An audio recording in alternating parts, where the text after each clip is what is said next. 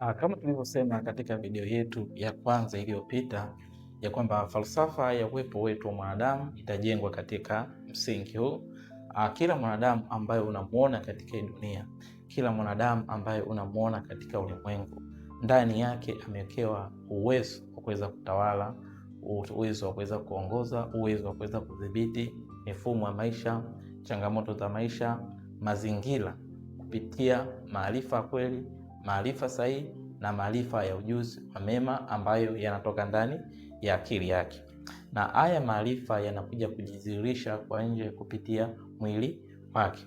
Kwa hiyo ili mwanadamu awe mtawala wa maisha, ili mwanadamu awe mtawala wa mifumo ya maisha, kitu cha kwanza lazima hawe na akili ambayo ndani yake kuna maarifa ya kweli, kuna maarifa sahihi na maarifa ya ujuzi wa mema na mabaya. Sentensi hii au maneno haya ndiyo msingi wa uhalisia wetu. Unapoona maendeleo yote ambayo mwanadamu amefanya, unapoona vitu vyote ambavyo mwanadamu ameviumba na kuvitengeneza, manake hivi vitu vimetokea kwa sababu ya maarifa. Manake pasipo maarifa hatuwezi kufanya kitu chochote. Ndio maana Mungu alisema wanadamu wanaangamia kwa sababu ya kukosa maarifa. Kwa mwanadamu anapopata maarifa, manake maarifa hayo ndio yanayomsaidia kuweza kufanikiwa, kuweza kustawi na kuweza kuendelea. Na mwanadamu anapokosa maarifa haya, ndipo lahana, ndipo matatizo, ndipo changamoto ambapo zinatawala katika maisha yake. Kwa hiyo mwanadamu kuwa na maarifa si kitu cha hiari, bali ni lazima, kwa sababu maarifa ndio yanayokupa wewe nguvu ya kuweza kutawala maisha yako, kuweza kutawala familia yako, kuweza kutawala mahusiano yako, kuweza kutawala kitu chochote ambacho uko nacho katika maisha yako.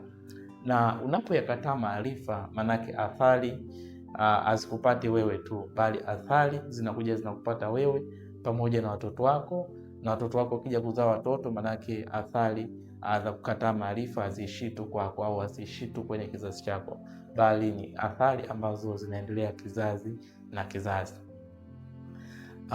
Kwa kuwa mwanadamu aliumbwa kwa ajili ya kutawala mazingira, manake ndani yake mwanadamu amewekewa uwezo wa kuweza kupata maarifa au kutengeneza maarifa, na hayo maarifa ndiyo yanayomsaidia kuweza kutawala mazingira. Kwa hiyo unapoingia kwenye mfumo wa akili ya mwanadamu, kuna muundo, na huo muundo umetengenezwa na vipengele tofauti tofauti, na kila kipengele kipo kikiwa na kazi maalum, na hivi vipengele vinafanya kazi kwa pamoja, kwa kushirikiana, ili kuiwezesha akili ya mwanadamu iweze kuzalisha maarifa, iweze kuumba maarifa, au iweze kuhifadhi maarifa. Na maarifa tunaweza tukasema ni sawasawa na nguvu ya uumbaji. Pia maarifa tunaweza tukasema ni sawasawa na nguvu ya utawala. Kwa hiyo ukiingia ndani ya akili ya mwanadamu, utakutana na eneo au utakutana na kipengele ambacho kinaitwa curiosity. Kwa lugha ya Kiswahili tunaweza tuseme ya eneo la udadisi. Kati ya hili eneo ni nini? Kwanza tunaposema udadisi, tunaweza tukasema ni hali ya ndani ya akili ya mwanadamu inayomsukuma mwanadamu kutaka kujua, kuchunguza au kuelewa kitu kisicho eleweka kikamilifu. Ukiangalia hii sentensi inalenga moja kwa moja, manake mwanadamu anakuwa hana maarifa kuhusiana na kitu fulani, anakuwa hana fahamu kuhusiana na kitu fulani, lakini kile kitu kinapoingia kwenye akili yake au kile kitu anapokisikia ndani ya akili yake, manake mwanadamu huyo anaanza kutafuta njia ya kuelewa, anaanza kutafuta njia ya kuchunguza, anaanza kutafuta njia ya kuweza kufanya tafiti ili kuweza kukielewa kile kitu ambacho alikuwa akielewa. Na sehemu ambayo inashughulika na hii michakato yote ndio inaitwa udadisi. Kwa hiyo kila mwanadamu ambaye anazaliwa katika hii dunia lazima awe na sehemu hii, kwa sababu hii sehemu ndio inayomsaidia mwanadamu aweze kujiuliza maswali na pia aweze kutafuta majibu ya yale maswali ambayo anakuwa anajiuliza. Na kwa lugha rahisi, curiosity tunaweza tuseme ni hamu ndani ya akili ya mwanadamu kuweza kujua kwa nini hichi kitu, ni kivipi hichi kitu kimetokea, na ni kivipi hichi kitu kinaweza kihusiane na maisha au kuhusiana na ulimwengu ambao unanizunguka. Na kwa kuwa mwanadamu amezaliwa kuwa mtawala na anatawala mazingira kupitia maarifa, kwa hiyo hii sifa ya curiosity ambayo mwanadamu anatafuta maarifa inaanza kujionyesha tu pale anapokuwa mtoto. Unapoona mtoto anashika vitu, mtoto anagusa vitu, analamba vitu, anachezea vitu, hii hapa ni dalili za awali kabisa za hicho kipengele cha udadisi kinapoanza kufanya kazi ndani ya akili ya mwanadamu. Kwa hiyo mtoto anavyochezea vile, sio tu anachezea, bali anavyochezea vile, manake akili yake au ubongo wake unaanza kukisoma kile kitu, unakisoma uzito wake. Kama ni vitu ambavyo anaviingiza mdomoni, manake atajua ladha zake. Kwa hiyo manake hizo taarifa mtoto ambazo anazikusanya kupitia kugusa, kuona au kuweka mdomoni, manake hizo taarifa zote zinaingia kwenye ubongo au zinaingia kwenye akili yake, na hizo taarifa zinaanza kujenga msingi wa fikra ndani ya akili ya mtoto. Kwa hiyo curiosity tunaweza tuseme sio tu hali ya kuweza kujua vitu, bali tunaweza tuseme ni nguvu ya akili inayokataa kuridhika na kile kilicho wazi. Na hii nguvu ndio inayosukuma mtu kuweza kuuliza kwa nini, ni vipi, je, hichi kitu ni kweli? Kwa hiyo maswali yote haya ambayo tunakuwa tunajiuliza ndani ya akili, na tunakuwa na hamu ya kutaka kuweza kuyachunguza hayo maswali, manake hivi vitu vinatokea kwenye hiyo sehemu au kwenye kipengele cha akili ambacho kinaitwa curiosity. Kwa hiyo pia tunaposikia sauti za ndani zinakwambia labda usikubali kuhusiana na hicho kitu, inatakiwa ufuatilie, inatakiwa uchunguzi hicho kitu, hivi vitu vyote vinatokea kwenye hiyo sehemu ya udadisi ambayo ipo ndani ya akili ya mwanadamu. Hii sehemu ni ya muhimu sana kwa kila mtu, na hii sehemu inaweza ififishwe au isifanye kazi kama ilivyokusudiwa kufanya, na hii sehemu inaweza ikafanya kazi katika kiwango chake cha juu kabisa. Na kitu ambacho kinaamua au kitu ambacho kinawezesha hii sehemu ifanye kazi au isifanye kazi ni taarifa au ni mawazo ambayo yako ndani ya akili ya mtu. Mawazo au taarifa zilizopo ndani ya akili ya mtu zinaweza zizuie hii sehemu ifanye kazi au zinaweza zizuie hii sehemu ifanye kazi. Na mawazo ambayo yanachochea sana hii sehemu kufanya kazi ni mawazo yenye maana, mawazo yenye kusudi, au tunaweza tuseme ni taarifa zenye maana. Taarifa ambazo ndani yake zina kusudi ndizo zilizo na uwezo wa kuweza kuchochea hii sehemu iweze kufanya kazi ndani ya akili ya mwanadamu. Na hii sehemu inavyofanya kazi ndivyo inavyomwezesha mwanadamu kuweza kukusanya taarifa nyingi, kuweza kuuliza maswali mengi, kufanya uchunguzi. Na kadri mwanadamu anavyozidi kufanya hivi vitu vyote, maana yake anakuwa anakusanya maarifa kutosha, anakusanya ujuzi wa kutosha, anakusanya uzoefu wa kutosha, anakusanya ufahamu wa kutosha. Na hivi vitu ambavyo mwanadamu anavifanya kutokana na mchakato huu wa curiosity ndio vinavyomwezesha mwanadamu kuweza kupata maarifa mengi ambayo yanamsaidia mwanadamu kuwa mtawala wa mazingira yake, mtawala wa mifumo ya maisha, na mtawala wa mahusiano yake ambayo yuko nayo. Kwa hiyo curiosity tunaweza tukaifananisha ni sana injini ya akili. Injini ya akili kivipi? Ni injini iliyo ndani ya akili ambayo inamsukuma mtu aweze kuuliza maswali, inamsukuma mtu aweze kufanya uchunguzi wa yale maswali ambayo anajiuliza. Kwa hiyo curiosity tunaweza tukasema ni nguvu ya ndani ya akili inayosababisha uchunguzi wa kina na kuzaliwa kwa falsafa. Kwa hiyo kumbuka, falsafa tumesema ni somo ambalo linahusiana na kujiuliza maswali magumu, maswali ya kina, maswali ya muhimu sana kuhusiana na maisha. Kwa hiyo na hii hamu ya kuweza kujiuliza maswali na kuweza kufanya uchunguzi au kufanya utafiti wa kutafuta majibu yake inazaliwa kutoka kwenye curiosity. Kwa hiyo kila mwanadamu ndani yake, maana yake amezaliwa kuwa mwanafalsafa. na wanafalsafa wako utakuwa na kuimarika kulingana na namna unavyoitumia hiyo sehemu ya akili ambayo inaitwa curiosity. Kwa hiyo hii sehemu ndio inayotusukuma tuweze kujiuliza maswali magumu na tuweze kufanya uchunguzi wa kina ili tuweze kupata majibu ya hayo maswali ambayo tunapata. Kwa hiyo kama una kijana, kama una mtoto mdogo, ni muhimu sana kuweza kufanya hii sehemu iendelee kufanya kazi, kwa sababu hii sehemu ikifanya kazi vizuri, maana yake utakuwa unamjengea msingi mtoto baadaye wa kujiuliza maswali na kufanya uchunguzi, hata kama baadaye atakuja kuwa na biashara au baadaye atakuja kukutana na changamoto au shida zozote, maana yake hii sehemu itaanza kusababisha jiulize maswali, na kadri anavyojiuliza maswali, maana yake anaanza kufanya uchunguzi ili kuweza kupata majibu ambayo yatamsaidia kuweza kujua hii changamoto au matatizo anayopitia yamesababishwa na nini.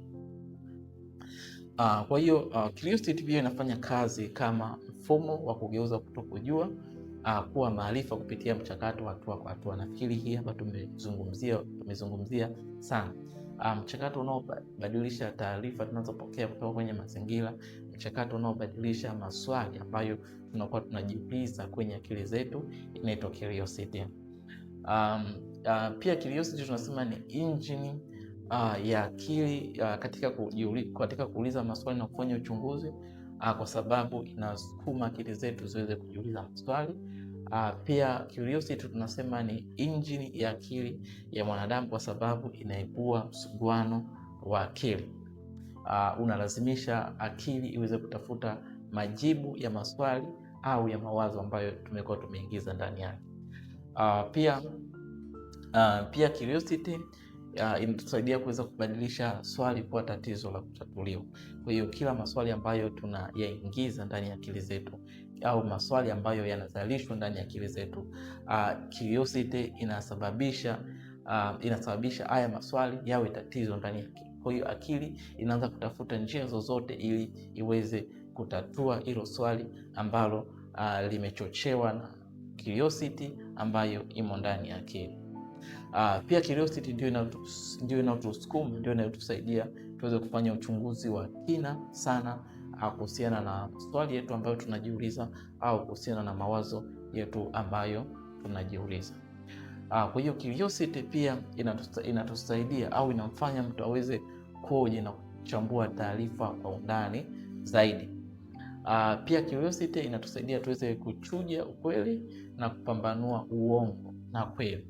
Kwa hiyo curiosity inatusaidia katika kuongoza akili zetu kujenga uelewa wa kina wa mambo. Pia curiosity inatusaidia kuweza kuunganisha taarifa mbalimbali kuwa mfumo mmoja wa fikra.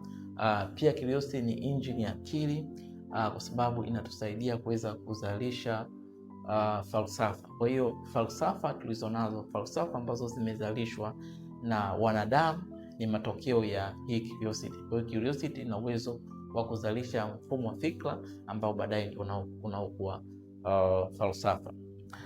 Kwa hiyo curiosity tunaweza tukasema yenyewe ndio inayoweka msingi wa maendeleo ya maarifa. Kwa hiyo maarifa yote ambayo mtu anakuwa nayo, maarifa yote ambayo wanadamu tunayo ni matokeo ya hii curiosity au sehemu ya ubongo ambayo inahusiana na udadisi.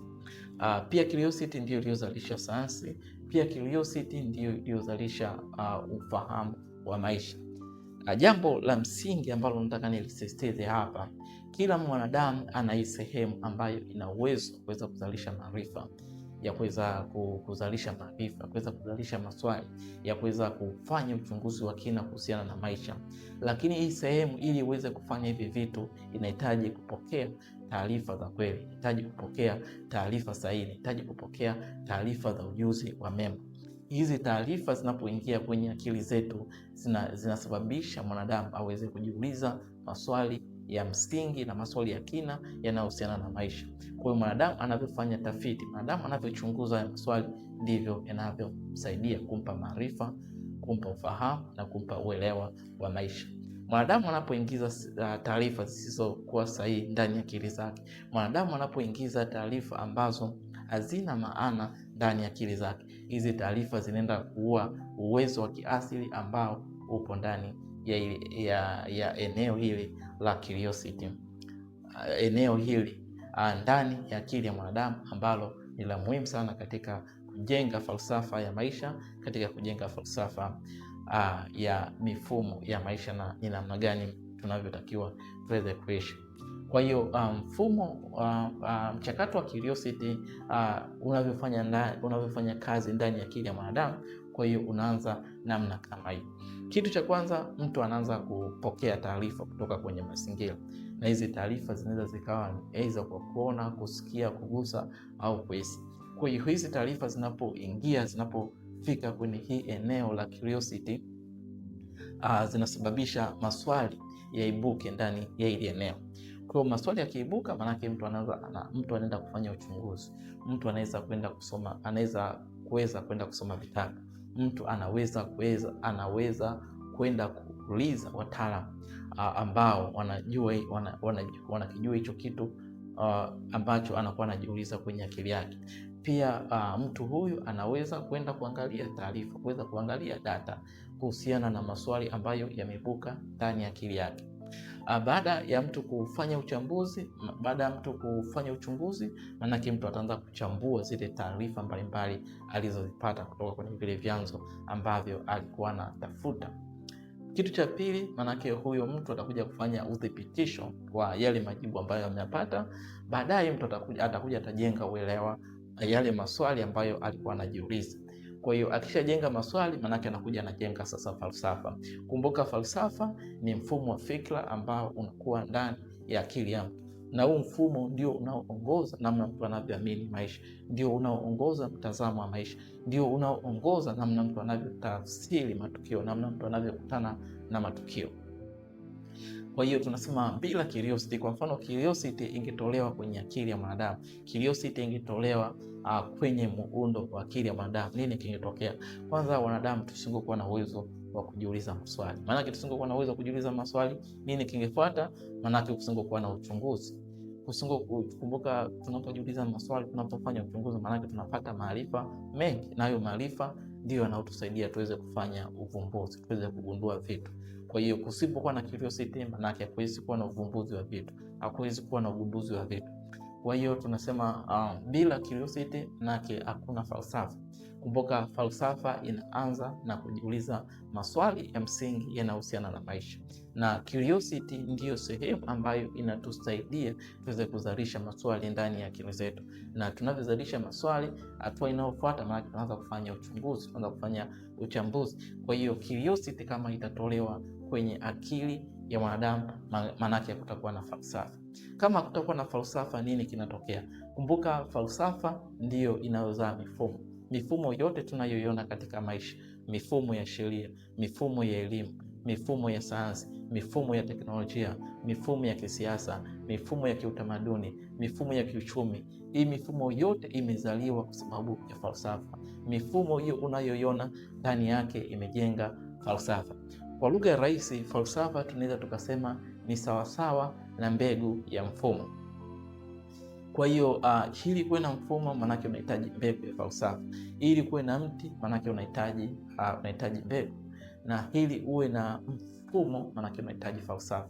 Maanake pasipo falsafa hakuna mifumo. Kusipokuwa na mifumo, nini kinatokea? Maanake maisha yanakuwa yana mpangilio, maisha yanakuwa yana amani, maisha yanakuwa katika machafuko. Kwa hiyo hapa tutaenda kuangalia ni jinsi gani curiosity inaweza kuzaa falsafa ndani ya akili ya mtu. Mchakato wake unaanza hivi. Kitu cha kwanza, kama tulivyosema, akili ya mtu inapokea taarifa kutoka kwenye mazingira kupitia kuona, kupitia kugusa, kupitia kuhisi. Mtu akishapokea taarifa, hizi taarifa zinaenda kwenye curiosity center au zinaenda kwenye sehemu ya udadisi. Zikishafika pale, maana zinazalisha maswali. Zikizalisha maswali, nini kinatokea? Mtu anaingia katika hali ya utafutaji, anaingia katika hali ya uchunguzi. Maanake kitu kinachofuata, maanake mtu ataanza kuchunguza, mtu ataenda kusoma, mtu atafikiria. Kwa hiyo mtu anavyofikiria, nini kinatokea? Maanake anapata majibu ambayo anayapata haya ndio anayojenga mfumo wa fikra. Mfumo wa fikra ambao unajengeka ndani ya akili ya mtu kulingana na majibu ambayo ameyapata. Hiyo ndio inayokuja kutengeneza falsafa. Kwa hiyo falsafa ya mtu inaanza na curiosity, inaanza na kujiuliza maswali, inaanza na kupokea taarifa ndani ya akili ya mtu. Kwa hiyo ukiwa kama mzazi, ukiwa kama mlezi, kitu cha muhimu na cha msingi sana ambacho inatakiwa kudhibiti ni taarifa ambazo zinaingia ndani ya mtoto wako, kwa sababu taarifa ambazo zinaingia ndani ya mtoto wako zinaenda kwenye ili eneo la udadisi. Hizi taarifa zinaanza kuzalisha maswali, na haya maswali mtoto ataanza kuyatafutia majibu, kuuliza, kwa kutazama, kwa kuona, kufikiria. Anavyofanya hivi vyote, manake anakuwa anajenga mfumo wa fikra. Mfumo wa fikra ndio unaojenga falsafa. Falsafa ndio itakayokuja kujenga akili yake, uelewa wake, ufahamu wake wote kuhusiana na maisha. Kwa hiyo kuwa makini unapodhibiti taarifa kwenye akili ya mtoto wako, manake unadhibiti uelewa wa mtoto wako kuhusiana na maisha, kuhusiana na kusudi lake la maisha katika hii dunia, pia kuhusiana na nafasi yake katika ulimwengu ambao uko katika hii dunia. Asanteni sana, nashukuru sana kwa kutazama video hii. Usisahau ku like, usisahau ku follow, pia usisahau ku comment katika video hii. Thank you very much.